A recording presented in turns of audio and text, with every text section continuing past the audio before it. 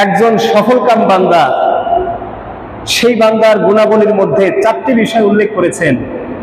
দুনিয়ার সমস্ত মানুষ পথভ্রষ্ট, ক্ষতিগ্রস্তদের মধ্যে শামিল শুধুমাত্র 4 শ্রেণীর ব্যক্তি ব্যতীত। এর মধ্যে 4র্থ নাম্বার শ্রেণীর ব্যক্তি যারা, আল্লাহ পাক রব্বুল আলামিন এই 4র্থ শ্রেণী তাদেরকে বলেছেন যারা নাকি ধৈর্যশীল, বিপদে আপদে বালা মুসিবতে নিজেরা ধৈর্য ধারণ করে এবং মানুষদেরকে ধৈর্যের প্রতি আহ্বান করেন। সুবহানাল্লাহ। সম্মানিত হাজিরিন, আজকে ভালো কাজে ধৈর্য নাই। মসজিদে আসলে আমাদের মসজিদ থেকে বের হওয়ার জন্য মন পাগল করা হয়ে যায়। তারাবির নামাজের সময় আমরা খুব চেষ্টা করি যে তারাবিটা যত দ্রুত শেষ করে আমরা বেরিয়ে যেতে পারি। ভালো কাজ, ঈদের নামাজে আমরা শরীক হলে সালাম ফেরাতে দেরি, কিছু মানুষ অপেক্ষায় থাকে যে সালাম শেষ হওয়ার সাথে সাথে আমরা উঠে বাড়িতে চলে যাব। অথচ এই মানুষগুলি, বিশেষ করে যুবক ছেলেরা যারা, এই যুবক ছেলেগুলি ঘন্টার পর ঘন্টা ক্রিকেট খেলা দেখছে, তারা ওয়ানডে ম্যাচ দেখছে, সকাল থেকে দুপুর পর্যন্ত এদের কোনো বিরক্তি নাই। বোঝা গেল ধৈর্য আছে ঠিকই, কিন্তু জায়গা মতো ধৈর্য তারা প্রয়োগ করতে পারছে না। যে জাতি মসজিদে থাকাকে বিরক্তকর মনে করে ক্রিকেট খেলাকে গুরুত্ব দিয়ে ধৈর্যের সাথে সেখানে দেখে, আর কিছু হলেও এ জাতির যুবক সন্তানরা আগামী দিনে রাসূলুল্লাহ সাল্লাল্লাহু আলাইহি ওয়াসাল্লামের আদর্শের সন্তান হিসেবে গঠিত হতে পারবে না। এরা আব্দুল্লাহ ইবনে উবাই, মুনাফিকদের কাতারে এদের নাম দেওয়া হবে, যেহেতু এরা শুধুমাত্র মানুষ দেখানোর জন্যই নামাজে আসে, এছাড়া তাদের মন নামাজে বা মসজিদে থাকতে চায় না। কথা বলেন ঠিক কিনা?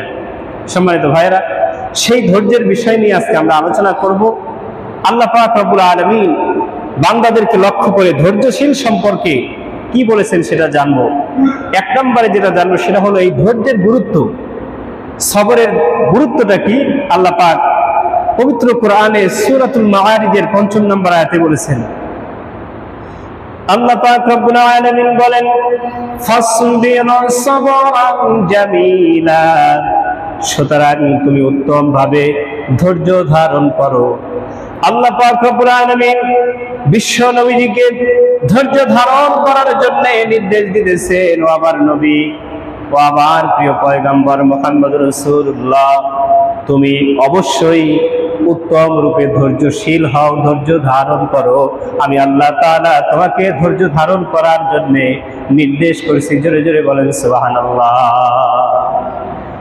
আল্লাহ পাক রব্বুল আলামিন নবীজিকে জানালেন, নবীজির মাধ্যম দিয়ে এই মেসেজটি সারা পৃথিবীর সমস্ত মুমিন ব্যক্তিরা জেনে গেল। আল্লাহ পাক সমস্ত মুমিনদেরকেই বললেন যে তোমরা ধৈর্য ধারণ করো। অন্যত্র আয়াতের মধ্যে আসছে সবরুন জামিল, ধৈর্য ধারণ করতে হবে, উত্তম ধৈর্য, ভালো কাজে ধৈর্য ধারণ করতে হবে। কথা বলেন ঠিক কিনা? অন্যায় কাজে ধৈর্য ধারণ করলে কি চলবে? ভালো কাজে ধৈর্য ধারণ করতে হবে এবং ধৈর্যশীল হতে হবে উত্তম ধৈর্যের মাধ্যম দিয়ে।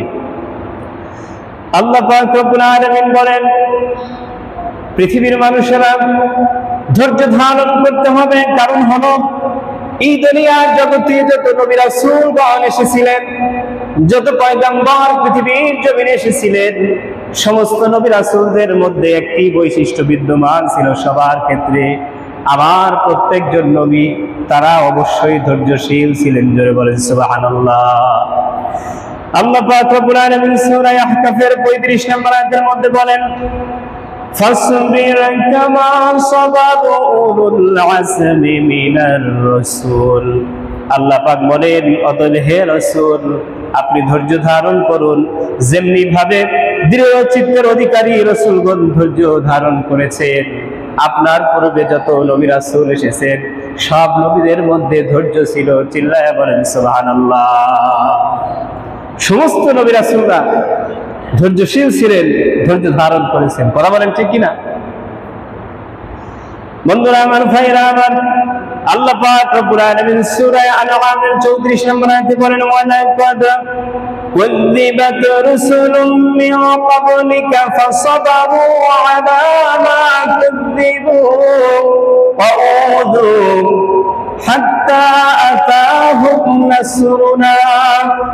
আল্লাহ পাক রব্বুল আলামিন বলেন, এভাবে তোমার আগেও রাসূলদেরকে মিথ্যাবাদী বলে সাব্যস্ত করা হয়েছে। তারা দিনের দাওয়াত যখন দিতে গেছেন তাদেরকে মিথ্যাবাদী বলা হয়েছে, কিন্তু তাদেরকে মিথ্যাবাদী সাব্যস্ত করা নানা রকম নির্যাতন চালানোর পরেও ছিলেন তারা কঠোরভাবে ধৈর্যশীল। যারা বলেন সুবহানাল্লাহ। প্রত্যেকজন নবী ছিলেন দিনের বিষয়ে, ইসলামের বিষয়ে পরিপূর্ণরূপে কঠোরভাবে ধৈর্যশীল। আল্লাহ পাক বলেন, নবী, কাফেরেরা তোমাকে কষ্ট দেয়, কাফেরেরা তোমাকে মিথ্যাবাদী বলে, কাফেরেরা তোমাকে লাঞ্ছনামূলক বিভিন্ন কথাবার্তা বলে, নির্বংশ বলে, বিভিন্ন রূপে তোমাকে কটাক্ষ করে, তারা তুমি ধৈর্য ধারণ করো, কারণ তোমার পূর্বে অন্যান্য যত নবী রাসূলগণ এসেছিলেন সকল নবী রাসূল তারা ধৈর্যশীল ছিলেন। চিল্লায় বলেন সুবহানাল্লাহ। আল্লাহ পাক রব্বুল আলামিন বলছেন, হে নবী, ধৈর্যশীল যদি তুমি হও তাহলে কি পাবে? আল্লাহ পাক বলেন, আল্লাহর সন্তুষ্টি ধৈর্যশীলদের সঙ্গেই রয়েছে। জোরে বলেন সুবহানাল্লাহ।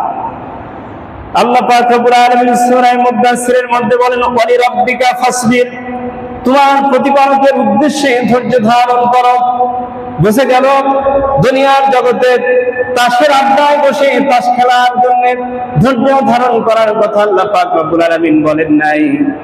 বিভিন্ন রকমের নেশা জাতীয় দ্রব্য পান করার জন্য মাঠের মধ্যে, ক্ষেতের মধ্যে, নির্জন এলাকায় আজকে যুব সমাজ নেশা জাতীয় দ্রব্য পান করার জন্য বিভিন্ন জায়গাতে তারা ঘন্টার পর ঘন্টা বসে বসে তারা আড্ডা দিয়েছে, ধৈর্য ধারণ করছে। আল্লাহ ওই ধৈর্য পছন্দ করেন না, এগুলো অন্যায়মূলক ধৈর্য। আল্লাহ বলেন, দিনের কাজ, নামাজ এসেছো, কোরআনের আলোচনা এসেছো, তোমরা রমজানুল মুবারকের রোজা পালন করছো, দিন ইসলামের প্রত্যেকটি কাজ আল্লাহর সন্তুষ্টি কামনার জন্য যে কাজগুলি তোমরা সংগঠিত করতেছো, এই প্রত্যেকটি কাজে তোমার রবের সন্তুষ্টি লাভের জন্য তোমাদেরকে ধৈর্য ধারণ করতে হবে। যদি এই ধৈর্য ধারণ করতে পারো, আল্লাহ পাক তোমাদেরকে অবশ্যই উত্তম যাজা দান করবেন। জোরে জোরে বলেন সুবহানাল্লাহ। আল্লাহ পাক বলেন, শুধু নিজে ধৈর্য ধারণ করবে এটাই নয়, একে অপরকে ধৈর্য ধারণের জন্য তোমরা কি করো? প্রশিক্ষণ প্রদান করো, উৎসাহ প্রদান করো, ধৈর্যশীল যাতে হয়। যে ব্যক্তির ধৈর্য যত বেশি, সে ব্যক্তির সফলতাও তত বেশি। কথা বলেন ঠিক কি? বন্ধুরা আমার, ভাইরা আমার, নবীদের জীবনীগুলি দেখেন। হযরত জাকারিয়া আলাইহিস সালাম যখন দিনের দাওয়াত দিতে লাগলেন, সর্বশেষ চূড়ান্ত পর্যায়ে এই ইহুদি জাতির লোকেরা তাকে মেনে নিতে পারলো না। এরা তাকে বিভিন্নভাবে কষ্ট দিতে দিতে শেষ পর্যন্ত তাকে একদিন গ্রেফতার করে ফেলবে, হত্যা করবে, দুনিয়ার জগৎ থেকে বিদায় করে দিবে। হযরত জাকারিয়া আলাইহিস সালাম তাদের থেকে বাঁচার জন্য সামনের দিকে রওনা হয়ে গেলেন।